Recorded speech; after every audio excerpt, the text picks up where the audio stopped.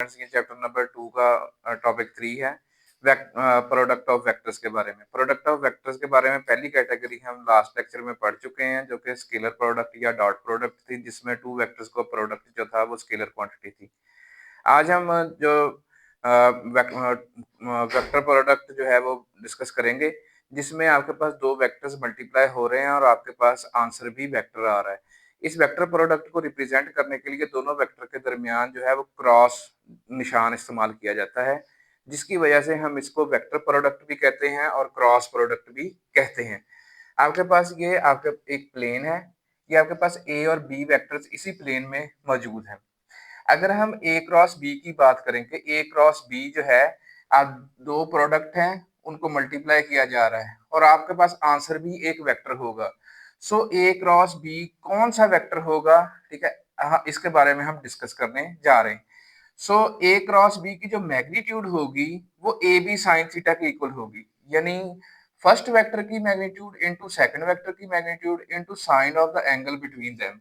अब ये जो इतना हिस्सा है ये सिर्फ मैग्नीट्यूड है। अब ये एन कैप क्या है कि एन कैप डायरेक्शन है कि ए क्रॉस बी जो आपके पास वेक्टर आ रहा है, जिसकी magnitude A B sine theta है, इसकी डायरेक्शन एन कैप होगी। अब एन कैप को फिजिकली हमने समझाना है कि एन कैप कौन सी डायरेक्शन में है। ये ए और बी जिस प्लेन में वाकया है, एन कैप उसके परपेंडिकुलर है। एन कैप यानी नॉर्मल टू द प्लेन है। कौन सा प्लेन? जिसमें ए और बी वेक्टर्स मौजूद हैं।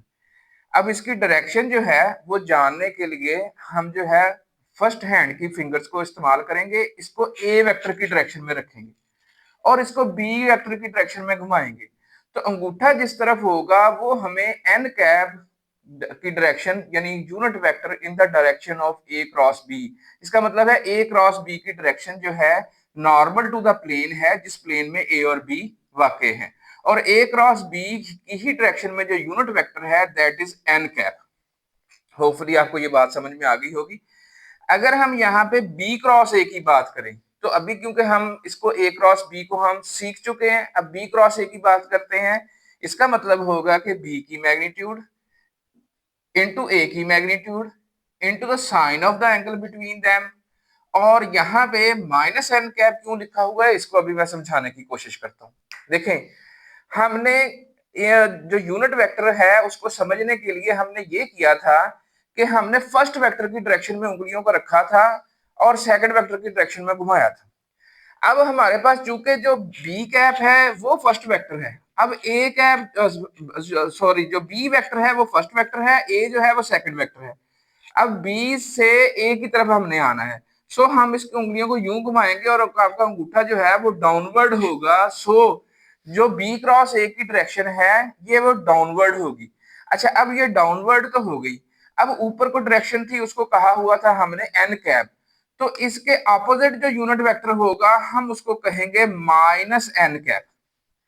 सो B cross A is equal to B into A into the sine of angle between them. So आप देखें कि इसकी जो बी क्रॉस ए की भी जो मैग्नीट्यूड है वो ए क्रॉस बी की मैग्नीट्यूड के ही बराबर है।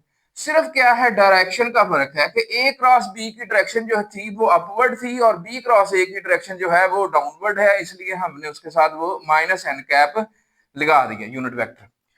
अच्छा, अब अगर आप ये माइनस साइन राइट साइड से खत्म करना चाहेंगे या माइनस से आप पूरी इक्वेशन को मल्टीप्लाई कर देंगे, तो जो राइट साइड वाला माइनस है वो माइनस से मल्टीप्लाई होकर पॉजिटिव हो जाएगा और इधर एक माइनस से आपके साथ लग जाएगा। या वैसे ही समझ लें कि यहाँ से आपने अगर माइनस खत्म करना है तो वो माइनस इस साइड पे लग गया। अच्छा, अब आप इस इक्वेशन को और ये जो फर्स्ट वाली इक्वेशन है इसको जरा गौर से देखें, इसकी जो राइट साइड्स हैं वो सेम है, A B sine theta N cap और ये भी A B sine theta N cap. तो इसका मतलब है कि जो ए क्रॉस बी है वो माइनस बी क्रॉस ए के इक्वल है। सो ये इसका मतलब है कि A cross B B cross A के बराबर नहीं होता, ये ए क्रॉस बी बराबर होता है माइनस बी क्रॉस ए के। सो पहली कैरेक्टरिस्टिक्स इसकी यही है कि जो आपके पास जो वेक्टर प्रोडक्ट है या क्रॉस प्रोडक्ट है वो कॉम्यूटेटिव नहीं होता। इसका मतलब है ए क्रॉस बी बराबर नहीं होता बी क्रॉस ए के, बल्कि ए क्रॉस बी बराबर होता है माइनस बी क्रॉस ए के। नेक्स्ट प्रॉपर्टी के अगर आपके पास ए और बी परपेंडिकुलर वेक्टर्स हो, इसका मतलब कि आपके पास जो थीटा है वो 90 डिग्री है।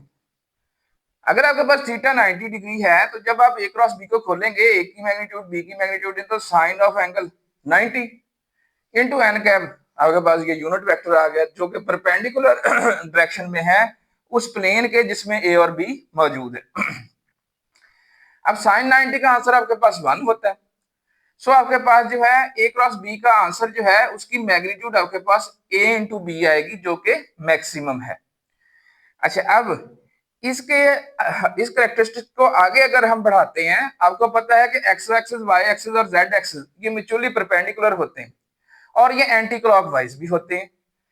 अब यहाँ पे अगर हम देखें कि अगर हम आई का जे के साथ क्रॉस करें, आई कैप क्रॉस जे कैप, तो उसका क्या आंसर आता है?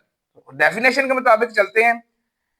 आई कैप तो आपको पता है यूनिट वेक्टर है, यूनिट वेक्टर की मैग्नीट्यूड 1 होती है। सो पहले वेक्टर की मैग्नीट्यूड इनटू जे कैप की मैग्नीट्यूड भी 1 इनटू आई और जे के दरमियान, ये आई है ये जे है, इनके दरमियान एंगल क्या है 90, साइन ऑफ 90। अब ये के कैप क्या चीज है? देखें, जब हम आई क्रॉस जे करेंगे इसका मतलब है आई की डायरेक्शन में उंगलियों को रखेंगे, जे की डायरेक्शन में उनको घुमाएंगे, यानी एक्स एक्सिस की डायरेक्शन में उंगलियों को रखेंगे, वाई एक्सिस की डायरेक्शन में घुमाएंगे, तो आपका अंगूठा जो है वो जेड एक्सिस की डायरेक्शन में होगा और जेड एक्सिस की डायरेक्शन में जो यूनिट वेक्टर होता है वो के कैप होता है। सो आपके पास आंसर आया 1 इंटू साइन 90 भी 1 और इंटू आपके पास के कैप। सो आई कैप क्रॉस जे कैप का आंसर आपके पास के कैप आएगा। सिमिलरली जब आप जे क्रॉस के करेंगे आपके पास जवाब आएगा आई कैप। इसी तरह जब आप के क्रॉस आई करेंगे जवाब आएगा जे कैप। अच्छा, अब इनके उलट चल के देखते हैं। जैसे हमने आई क्रॉस जे किया था जवाब आया था के कैप, अगर हम जे क्रॉस आई करते हैं जवाब माइनस के कैप आएगा, क्योंकि फिर ये वाई एक्सिस की डायरेक्शन में आपने उंगलियां रखी हैं, एक्स एक्सिस की डायरेक्शन में घुमाई, अब अंगूठा जो है जेड की डायरेक्शन में नहीं है बल्कि माइनस जेड की डायरेक्शन में है। सो इसका मतलब है कि जे क्रॉस आई करने से आपके पास जो आंसर आएगा वो माइनस के कैप आएगा। इसी तरह आपके पास जो के क्रॉस जे करने से, ये देखें, के जेड एक्सिस की डायरेक्शन में उंगलियां रखी, वाई एक्सिस की डायरेक्शन में घुमाई, के क्रॉस जे वो आपके पास माइनस आई कैप आएगा, क्योंकि बाहर को हमने आई कैप लिया है तो इन टू द बोर्ड जो है वो माइनस आई कैप। अब इसी तरह आई कैप क्रॉस के कैप करने से, यानी आपके पास I cap cross K cap, तो आपका अंगूठा जो है इस डायरेक्शन में है, इधर को हमने कहा था वाई एक्सिस, इधर को क्या है माइनस वाई एक्सिस। सो आपके पास I cap cross K cap करने से जो आपके पास डायरेक्शन आती है वो माइनस जे कैप है। सो इसको इजीली याद रखने के लिए अब ये एक जो है एक क्लॉकवाइज आप ये इनको लिख लें, आई जे के लिख लिए। अगर आप क्लॉकवाइज चलेंगे यानी आई क्रॉस जे करेंगे जवाब के आएगा, जे क्रॉस के करेंगे जवाब आई आएगा, के क्रॉस आई करेंगे जवाब जे आएगा। लेकिन अगर आप इसके अलावा कुछ भी करें यानी एंटी क्लॉकवाइज अगर चलें तो यानी जे क्रॉस आई करेंगे जवाब माइनस के आएगा, के क्रॉस जे करेंगे जवाब माइनस आई आएगा, और इस तरह जे क्रॉस आई करेंगे जवाब माइनस के आएगा। तो ये आप ये जो छोटी सी फिगर है ये बड़ी हेल्पफुल है आपको ये समझाने के लिए कि आपके पास जो है कब जो है वो के कैप पॉजिटिव आना है, कब आपके पास नेगेटिव आना है। यानी आपने आई जे के ये क्लॉकवाइज लिख लिए, आई क्रॉस जे करेंगे जवाब के आएगा, जे क्रॉस के करेंगे जवाब आई आएगा, के क्रॉस आई करेंगे जवाब जे आएगा। लेकिन अगर आप क्लॉक से हट के चलेंगे यानी जे क्रॉस आई करेंगे जवाब माइनस के, आई क्रॉस के करेंगे जवाब माइनस जे, और के क्रॉस जे करेंगे तो जवाब माइनस आई। होपफुली आपको ये बात समझ में आ गई होगी। आगे चलते हैं। इसकी थर्ड प्रॉपर्टी है कि अगर पैरेलल हो या एंटी पैरेलल हो ए और बी वेक्टर्स तो फिर आपके पास क्या आंसर होगा। आपको पता है कि जो आपके पास क्रॉस प्रोडक्ट की मैग्नीट्यूड है वो आपके पास साइन थीटा के ऊपर डिपेंड करती है। साइन 0 होता है, साइन 180 डिग्री भी 0 होता है। सो जब आपके पास वेक्टर्स पैरेलल हो या एंटी पैरेलल हो तो या उनके दरमियान एंगल 0 होगा या 180 होगा। दोनों सूरतों में साइन 0 भी 0 होता है और साइन 180 भी 0 होता है। सो ए क्रॉस बी की जो मैग्नीट्यूड आएगी वो 0 हो जाएगी। और अगर किसी वेक्टर की आपके पास मैग्नीट्यूड 0 हो जाए तो इसका मतलब है कि वो नल वेक्टर हो गया, उसकी डायरेक्शन आर्बिट्रेरी होती है, उसका हम कोई अंदाजा लगा नहीं सकते। सो नल वेक्टर को 0 से रिप्रेजेंट करते हैं, लेकिन 0 को बोल्ड करते हैं या 0 के ऊपर हम वेक्टर का निशान लगाते हैं। सो आपको पता लग गया कि पैरेलल या एंटी पैरेलल होंगे तो आपके पास नल वेक्टर आंसर आएगा।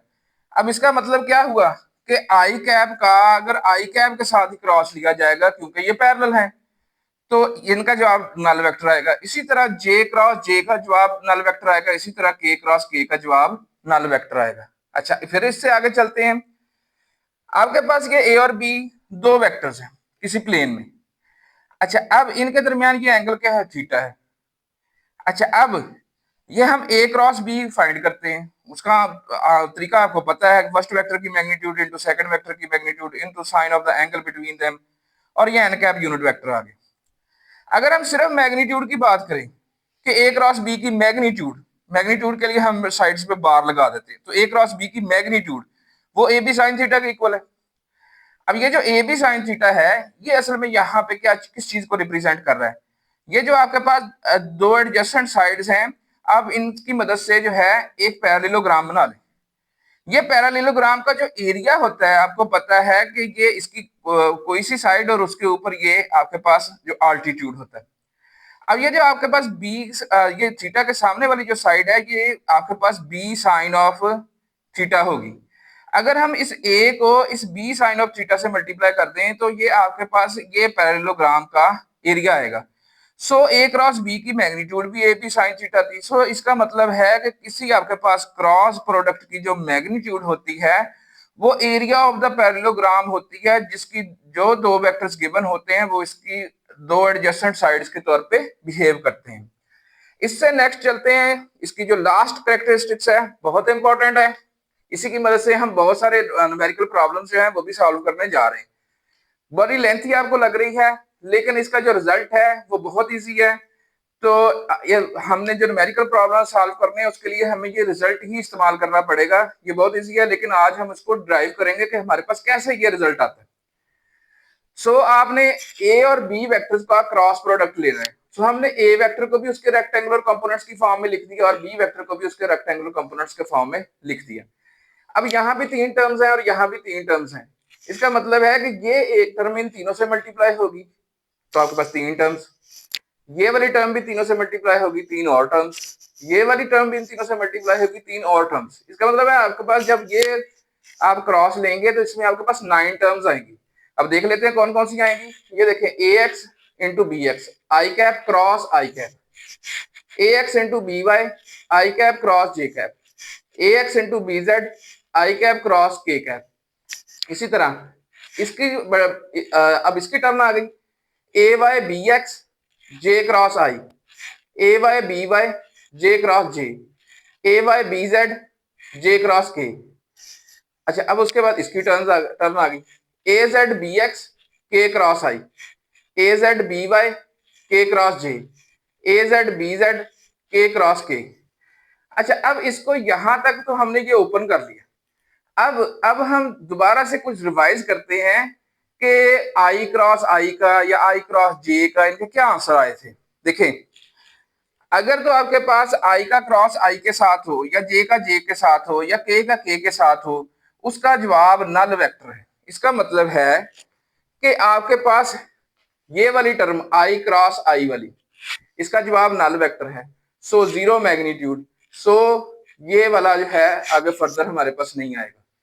जे क्रॉस जे, इसका आंसर भी नल वेक्टर, ये भी नहीं आएगा। नेक्स्ट, के क्रॉस के, इसका जवाब भी नल वेक्टर, सो ये भी आगे नहीं आएगा। अच्छा, अब हमारे पास इसका मतलब तीन टर्म्स कैंसिल हो गई, 6 टर्म्स आपके पास बच गई। अब 6 टर्म्स पे गौर करते हैं। ये आई क्रॉस जे, इसका आंसर के का के आएगा। कैसे? जैसे मैंने ये बताया कि आई क्रॉस जे आंसर के, ये आई क्रॉस जे का आंसर ये के कैप आ गया। आगे चले, आई क्रॉस के, ये देखें आई क्रॉस के, अब हम क्लॉकवाइज नहीं जा रहे, एंटी क्लॉकवाइज जा रहे हैं। आई क्रॉस के जवाब माइनस जे आएगा। सो आगे चलते हैं, जे क्रॉस आई, ये देखें जे क्रॉस आई, एंटी क्लॉकवाइज जा रहे हैं तो ये आपके पास माइनस के आएगा। सो आगे चलते हैं, जे क्रॉस के, ये क्लॉकवाइज है, जे क्रॉस के जवाब आई क्या है, तो ये आई क्या है। उससे आगे चलते हैं, के क्रॉस आई, ये आपके पास क्लॉकवाइज है, के क्रॉस आई जे कैप, और यहां पे आपके पास के क्रॉस जे, ये एंटी क्लॉकवाइज, इसका जवाब माइनस आई। सो माइनस आई कैप। अच्छा, अब आप देखें कि आपके पास दो टर्म्स आई कैप वाली हैं, दो टर्म्स जे कैप वाली हैं, दो टर्म्स आपके पास के कैप वाली हैं। सबसे पहले आई कैप वाली कौन कौन सी टर्म्स है? एक ये टर्म है आई कैप वाली, और एक आपके पास ये टर्म है। इसमें से आई कैप जो है वो कॉमन निकाल, इसके अंदर आ जाएगा ए Y B Z minus A Z B Y, ये होगी।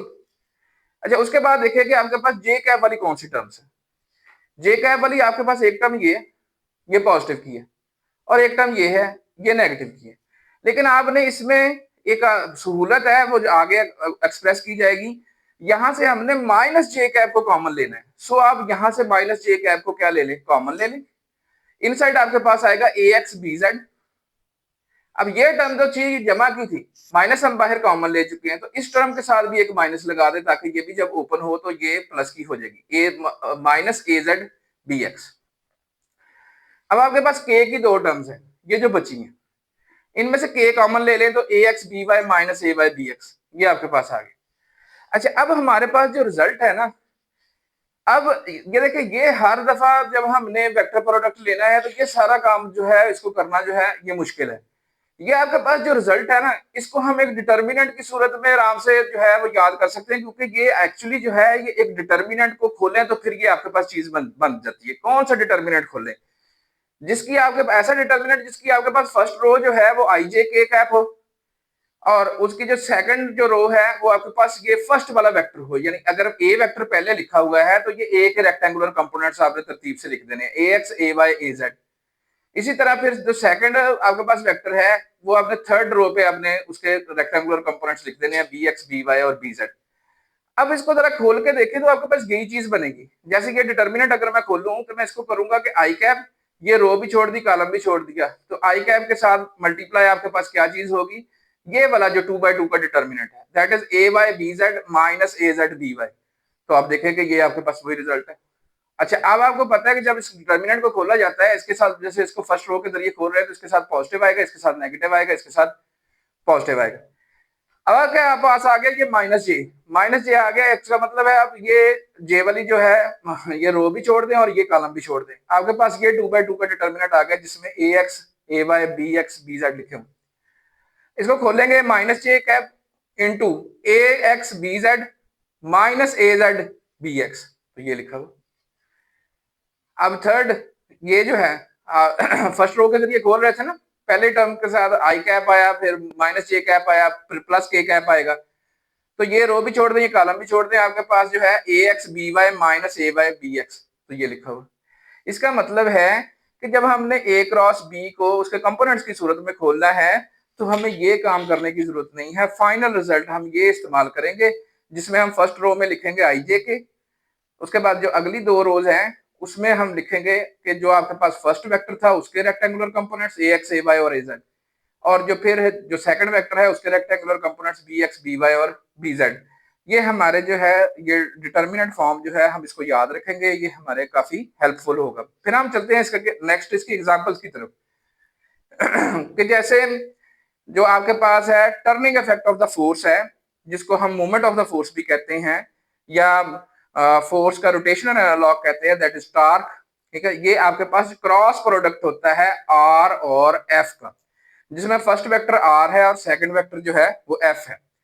अच्छा, अब इसी तरह आपके पास अगर कोई क्यू चार्ज किसी वी वेलोसिटी से किसी मैग्नेटिक फील्ड में से पास हो रहा है तो उसके ऊपर एक मैग्नेटिक फोर्स लगती है जो कि F is equal to Q V cross B के इक्वल होती है, और ये इसकी एग्जांपल्स के तौर पे होगी।